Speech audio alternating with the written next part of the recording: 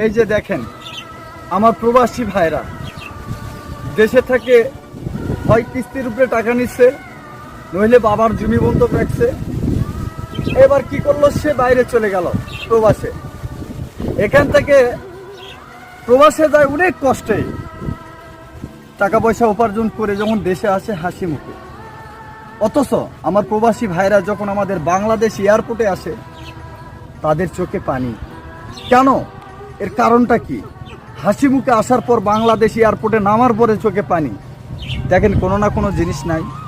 কত কষ্ট করে তারা বাইরে গেছে, আমরা তাদেরকে সহযোগিতা করব কি?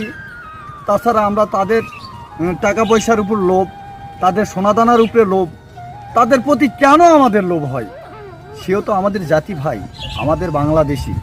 তাহলে ওনার প্রতি কেন আমাদের অন্যায় অত্যাচার কেন হচ্ছে? বাংলাদেশের আইনজীবী তারা কি করতেছে?